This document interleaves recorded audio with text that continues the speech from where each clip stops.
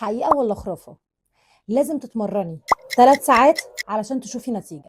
الإجابة هتصدمك. النتيجة مش بتيجي من وقت أطول، النتيجة بتيجي من تمرين أذكى. في وقت معين الأداء بيقل وكمان التركيز بيقل، وممكن كمان يزود هرمون الكورتيزول لأنه بيحط جسمك تحت ضغط أو ستريس، مجهود لمدة طويلة. وأكتر وقت فعال ليكي في الجيم بيكون ما بين 45 دقيقة ل 60 دقيقة.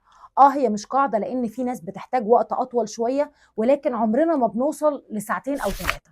بس الفرق هنا إنك تتمرني صح مش كتير. الذكاء إنك تعملي توازن ما بين مدة التمرين والكواليتي نفسه بتاع التمرين. عايزة أقولك إن من واقع خبرتي كمدربة شفت بنات كتير بتقعد وقت طويل في الجيم، ولكن للأسف مش واصلة لنتيجة في شكل جسمها. إنما في بنات بتيجي بتاخد وقت في الجيم ما يزيدش عن 60 دقيقة، بس هي عارفة هي بتستهدف إيه بالظبط، وبتخرج من الجيم جسمها مستفيد، وده باين على شكلها. قوليلي بقى، انت بتاخدي وقت في الجيم قد ايه؟ واكتبيلي دي حقيقة ولا خرافة.